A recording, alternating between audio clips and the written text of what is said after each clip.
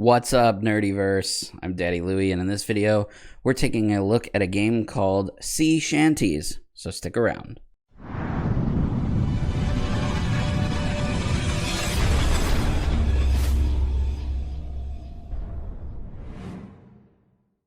If you are new to our channel and you want to see more content like this, start now by hitting the subscribe button and the bell icon so you don't miss any future videos.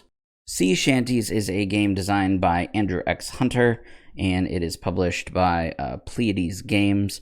It was a Kickstarter last year, 2019, that was successfully funded and is now available for purchase on Amazon. And interestingly enough, and exciting enough, for all of our followers and listeners out there, we actually got a coupon code from the designer himself that I will be sharing with you at the end of this video. So if you like what you see and you would like to go out and purchase this game, you can do that right on Amazon using our coupon code to get 10% off. So make sure you stick to the end of the video to check. Sea Shanties is for ages 13 and up. It is a 3 to 5 player game, and it takes between 45 and 60 minutes to finish a game. And one of the most interesting parts about this game is that it was developed with the environment in mind. It is 100% eco-friendly. There are no plastic components in the game whatsoever. They use minimal cardboard and paper and use as much cloth and wood as possible, which you'll see once we crack this open. It is a sea game that pits pirates against each other for fame and glory, and whoever wants to be the greatest pirate that ever lived, this is the game that you want to check out. But the question on everyone's mind is, this game any good? Well, if you join me on the table, we will check it out. Alright, so the art on the front cover here is really sweet. You see the skeleton pirate here, ship burning in the background, name of the game, and the publisher in the corner. This game was not shrink wrapped. Like I said, there was no plastic involved. There was a white cardboard like slip cover over top of it, again to keep the plastic to non-existent basically. But some really nice art here, game information on the side of the box, and then on the back we have just some component pictures, a little bit of a description, and then in the top corner it says standalone game, first edition rule set. I did speak with the designer, Andrew, about this game just after I played it, and they are considering an expansion sometime next year, which is also really exciting for fans of the game. Here's just a real quick look at some of the components for the game. Like I said, everything is as eco-friendly as possible. The crew tokens and the ship tokens are all made of wood. They come in 5 different colors with a corresponding cloth bag to keep them in, which is really, really nice.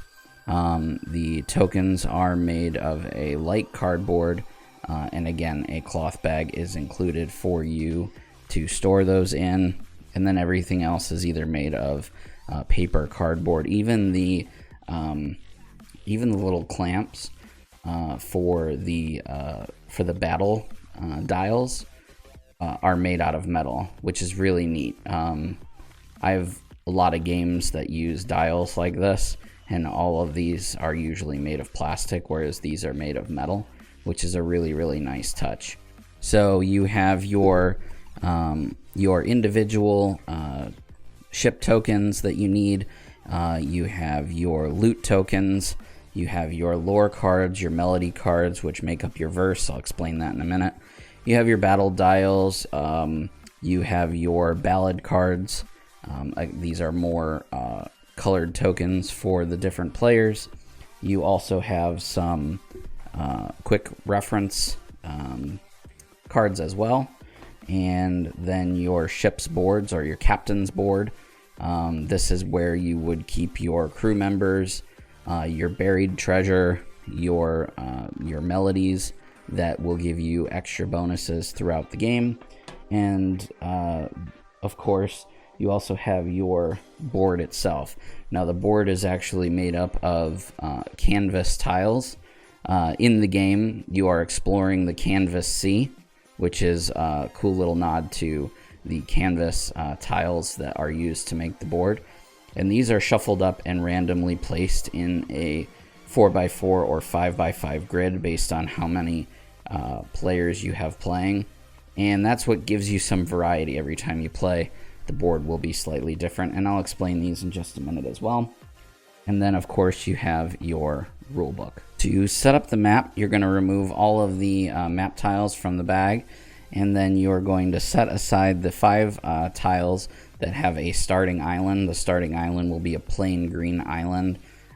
You can tell the difference because all of the loot producing islands will have a symbol on them, whereas these do not. There are 5 of them in total, so if you've got 5 of them set aside, you know you have it right. If you are playing a 3-player game, you're also going to remove the gold producing tiles, because those won't be used during a 3-player game. And then you will take all of the remaining tiles and you will shuffle them up and then deal them either into 4 piles of 3 tiles each, or 5 piles of 4 tiles each. Again, depending on how many players you have left, or how many players you're playing with. And then you will place one of these starting tiles on top. You will shuffle them up, place them in a stack, and then you will create a grid similar to this right here, which again I'll show you in just a minute. And that will be your starting play area. Also, you have the verses, setting up verses, which consists of lores and melodies. So in the lores pile, there are 2 different types of lores. There are blue lores and there are red lores. You're always going to have less blue than you will red, and you'll know that because there's less of each of those cards, or less blues than there are reds. And the blues are easier to accomplish. These are basically goals that everybody's trying to achieve in order to unlock melodies, which give you special abilities. So you're going to shuffle these up and then deal them out based on how many players. So let's say, for example, we're playing a 3-player game. You would do 3 blue and 5 red, making up a total of 8.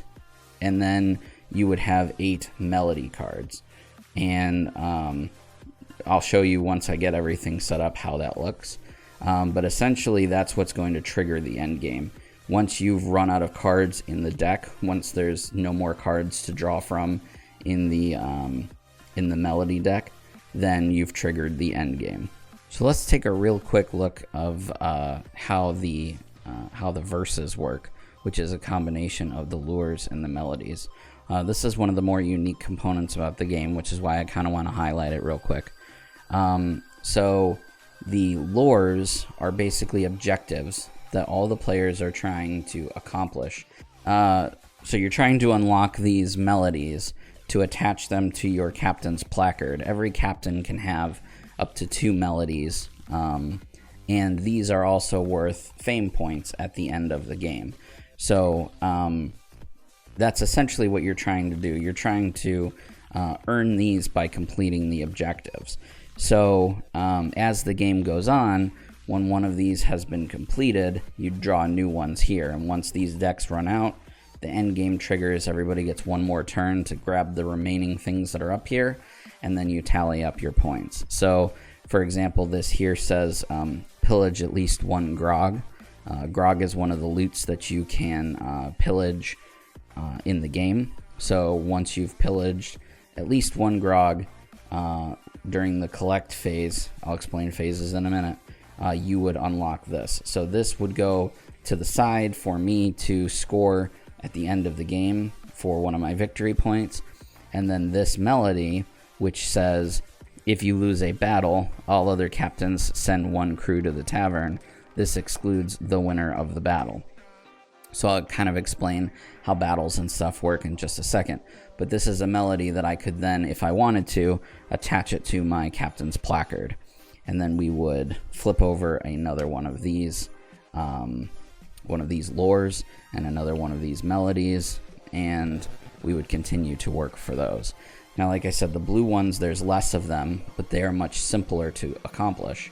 Whereas the red ones, there are more of them, but they are harder to accomplish. However, you also get an added bonus. So for example, for this Sutler card right here, it says bury 7 fish in a single turn. If I were to accomplish that, I would immediately collect 2 gold, and I would also unlock this. I would unlock this melody to put on my captain's placard. Okay, so this is just to give you a real quick idea of what a map might look like after you've set up. I've set up for a 3-player game. I've only got 2 players set up at the moment, but this is what a 3-player game would look like. Each player has 20 crew tokens that they start with, and each player is going to place 5 of those crew tokens in the tavern off to the side. So here's what the tavern looks like. The players would place their crew on the tavern off to their side, and the other 15 of their crew is going to go onto the deck of their captain's placard. So that's going to be placed right up here. In a round, there are 3 phases, and they're kind of easy to remember because they follow the simple acronym ABC. So you have your action turn, you have your bury turn, and you have your collect turn. So everybody would go around the table and perform these things. So everybody performs their actions, then everybody does their bury, then everybody does their collect. So there are, on your action phase, there are 5 actions that you can take. You can take the sail action, which is to move your ship from one square to another square. And then there is the plunder action, which is to place crew members from your deck on your placard onto an island that you occupy. So for example, I'm on this starting island here. I could spend an action to put one of my crew tokens on that island if I so choose. And I can put as many crew tokens on as I want, and I can also take off as many crew tokens as I want, as long as I am occupying that island's square. Another action you can take is abandon. That's to move all of your crew tokens off of an island and put them into the tavern. They don't go back onto your deck, they go into the tavern. But you do not have to be occupying that island in order to do it.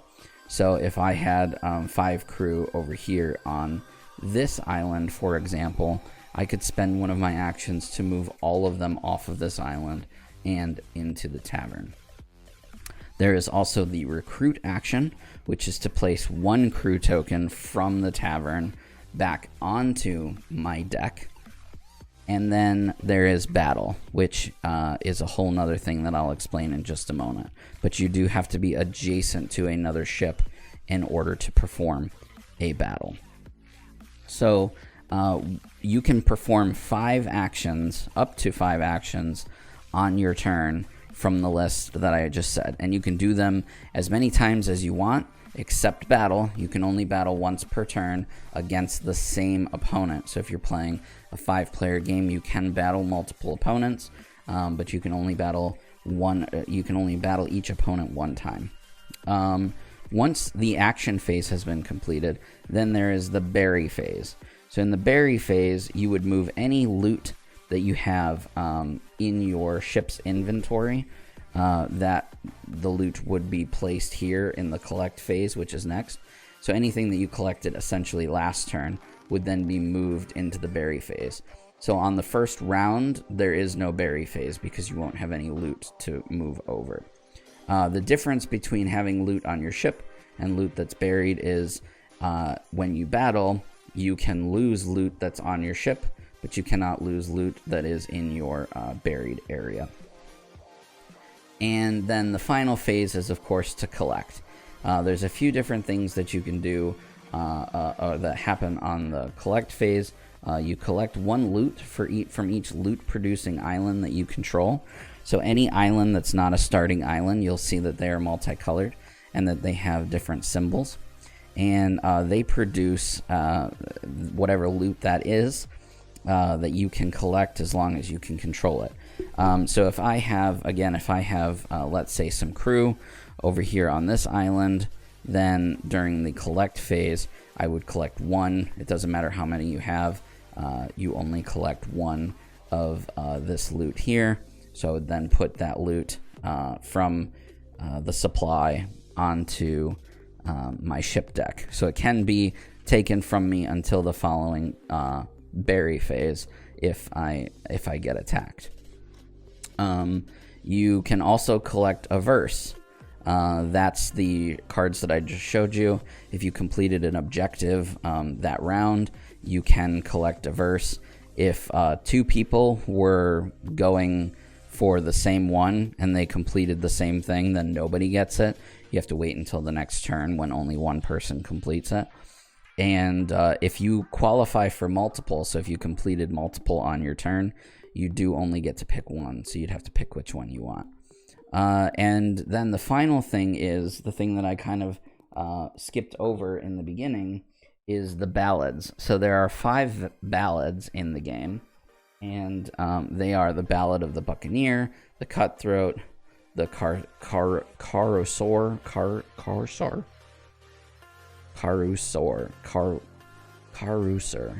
I don't know how to say that word. Privateer, and the Conquistador.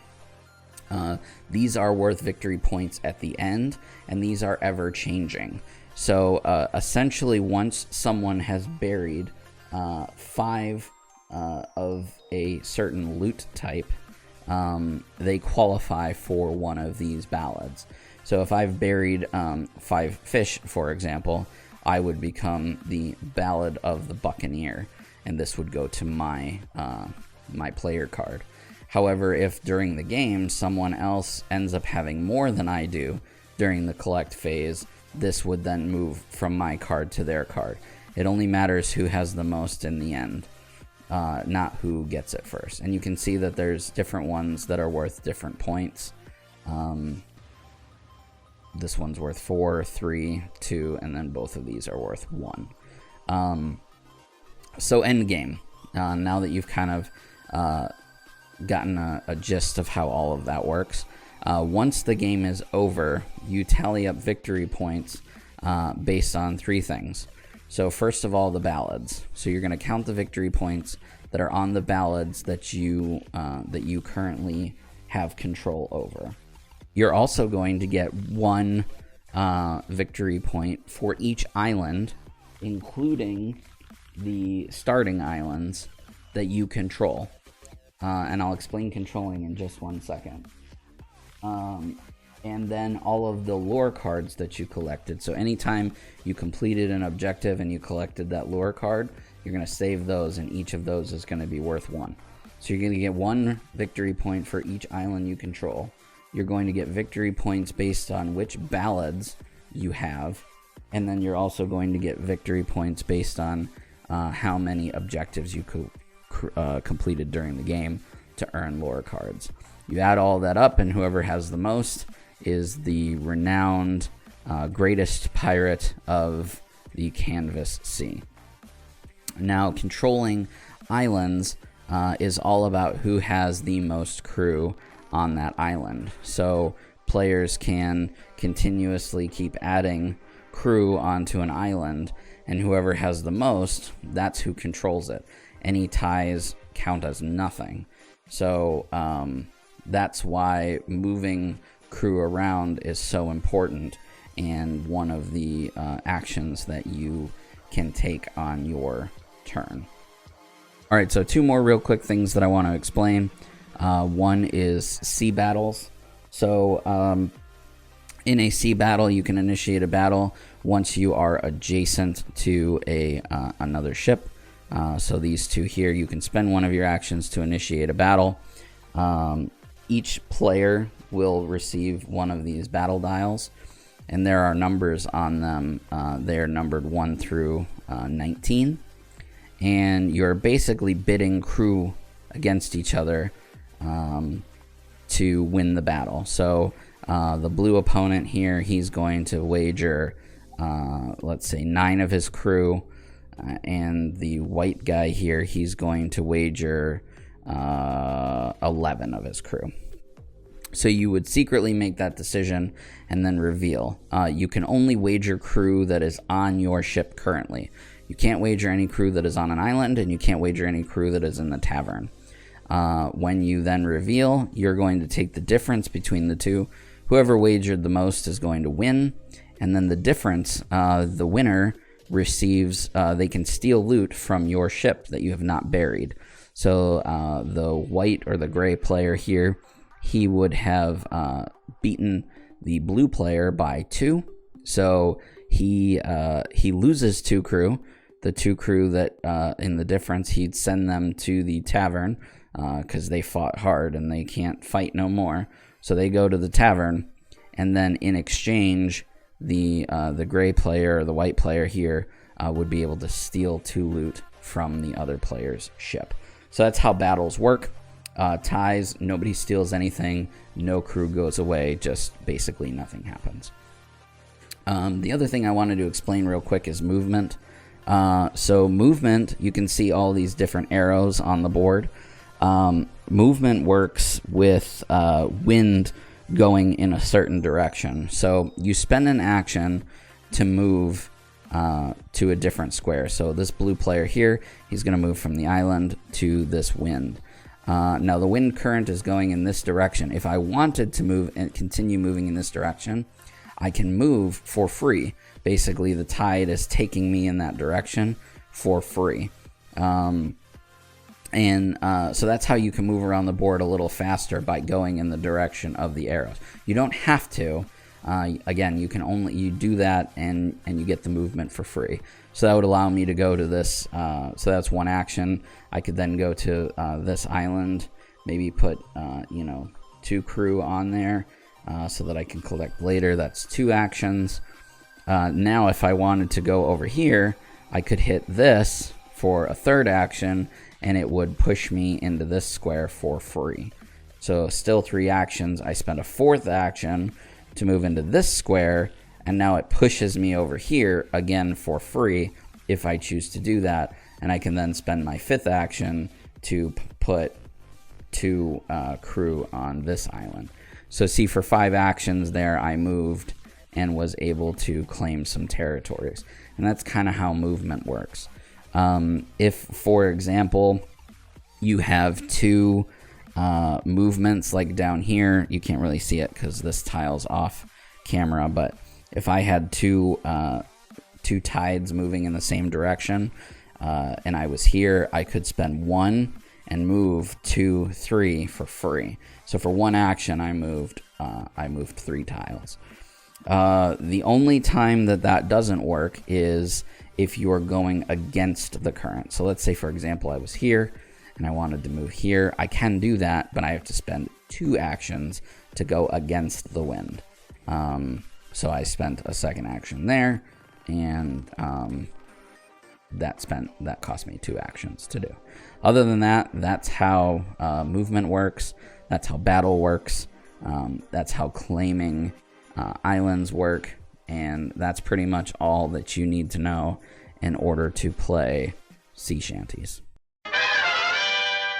I'll be honest, before I got this game, I didn't know what a shanty was. I thought it was something shiny that the pirates found in the ocean. And now I'm all about singing those great pirate songs of old and trying to become the greatest pirate ever. Is this game good? Yep, this game's awesome. I can't wait for expansions. I love the components.